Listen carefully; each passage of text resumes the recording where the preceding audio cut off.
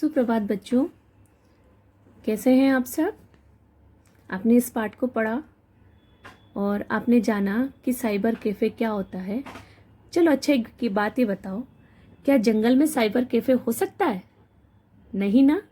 तो ये पाठ जो आपने पढ़ा, ये एक कवि की कल्पना है। सॉरी, कवि नहीं, लेखक की कल्पना के अनुसार इस पाठ को इसलिए ऐसा रोचक बनाया गया ताकि आप पढ़कर खुश हो और आप ये भी जान लें कि साइबर कैफ़े क्या होता है। तो आपने इसको पढ़ के अब समझ आ ही गया होगा कि साइबर कैफ़े वो स्थान होता है जहाँ पर हम इंटरनेट का प्रयोग करते हैं और इंटरनेट की सुविधा को प्राप्त कर सकते हैं पैसे देकर। तो अब हम इसके प्रश्न उत्तर करने जा रहे हैं। हाँ बच्चों, पहला प्रश्न है हमारा, नंदनवन में किससे सबसे धनी माना जाता था? वह कौन था? तो कौन था पहली लाइन में था ना इसका उत्तर। तो हमारा उत्तर होगा, नंदनवन में चीकू सियार को सबसे धनी माना जाता था क्योंकि वह एक बड़ा व्यवसायी था। व्यवसायी का मतलब व्यापार करने वाला। दूसरा प्रश्न है, साइबर कैफे किसने खोला था? उसकी क्या दशा थी? किसने खोला था? हाँ, मनु बंदर ने।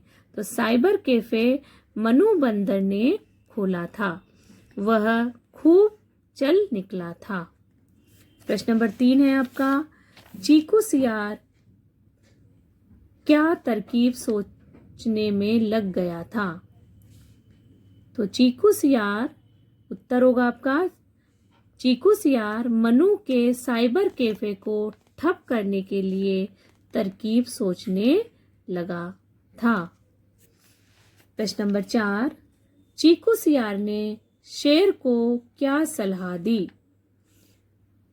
उत्तर होगा, चीकू ने शेर को ये सलाह दी कि आप मनु बंदर के साइबर कैफे में जाकर अन्य जानवरों से बातचीत किया करो। क्या सलाह दी? कि वहां जाओ और अन्य जानवरों से भी आप वहां जाकर बातें कर सकते हो। यहाँ बैठे बैठे आप तो बोर हो रहे हो, तो यही सलाह दी थी ना उसने। अब प्रश्न नंबर 5 है आपका, कैफे में जंगल के राजा शेर को आया देख मनु बंदर पर क्या प्रभाव पड़ा? क्या पड़ा था? वो बहुत खुश हुआ था ना पहले, पर बाद में उसका व्यापार को नुकसान होने लगा था, तो वो दुखी भी होने लगा था, है ना। तो उत्तर होगा आपका, पहले तो मनु बंदर राजा शेर को आया देखकर बहुत खुश हुआ, पर बाद में उससे पीछा छुड़ाने की बात सोचने लगा। रिक्त स्थान की पूर्ति कीजिए। रिक्त का मतलब समझते हो ना, जो खाली जगह उसको भरना है आपको। है, मनु के बढ़ते व्यवसाय से को जलन होने लगी। किसको होने लगी? चीकू सियार को। चीकू सियार एक दिन में जा पहुंचा, शेर की गुफा में जा पहुंचा। रिक्त स्थान ने शेर की उत्सुकता को बढ़ा दिया। चीकू सियार ने शेर की उत्सुकता को बढ़ा दिया। क्या कहा था उसने जिससे उत्सुकता बढ़ गई थी उसकी? कि आप एक जगह बैठकर ही देश विदेश में अपने दोस्तों से बातें कर सकते हो, है ना। मनु अपनी समस्या को लेकर रिक्त स्थान के पास पहुंचा। किसके पास गया था वो हल ढूंढने के लिए? रानी हथनी के पास। चीकू को अपनी करनी का फल देश पड़ा, भुगतना पड़ा। तो इसलिए कहते हैं बुरा करने का फल बुरा ही मिलता है। आगे प्रश्न है आपका, बहुविकल्पी प्रश्न। निम्नलिखित प्रश्नों के उत्तर के बहुविकल्पी प्रश्न है, निम्नलिखित प्रश्नों के उत्तर के सही विकल्प पर सही का चिन्ह लगाइए। इसका मतलब आपको यहाँ बहुत सारे ऑप्शन दिए गए हैं, इसमें से जो सही विकल्प है उस पर आपको उस सही उत्तर पर आपको सही का निशान लगाना है। चीकू सियार नंदनवन में कैसा माना जाता था? सबसे धनी सियार, सबसे बुद्धिमान सियार, सबसे चालाक सियार या सबसे अच्छा सियार? कैसा माना जाता था? सबसे धनी सियार। 2, मनु के साइबर कैफे से किसको जलन होने लगी? शेर को, चीकू सियार को, खरगोश को, भालू को? किसको होने लगी थी? चीकू सियार को। नंबर 3, शेर घूमते घूमते कहाँ जा पहुंचा?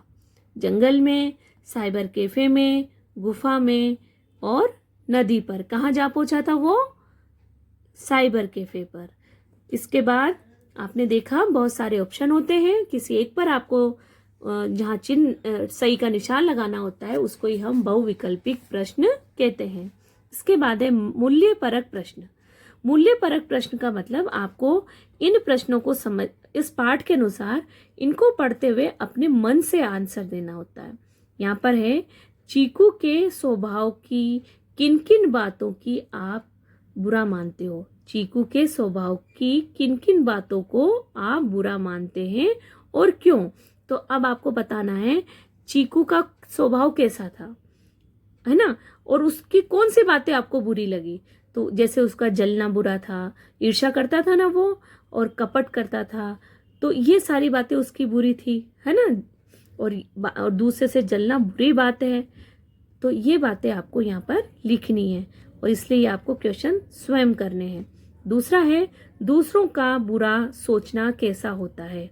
दूसरों का बुरा सोचना तो गलत होता है ना, हमने अभी पढ़ा है ना, जो बुरा करता है उसके साथ बुरा होता है, इसलिए दूसरों का बुरा हमें नहीं सोचना चाहिए। तो बेटा इन दोनों के उत्तर आपको स्वयं आपकी पुस्तक में लिखना है, कॉपी में नहीं। कॉपी में आपको ओनली शब्दार्थ और जो हमने कल पढ़े थे मौखिक क्वेश्चन ही लिखने हैं।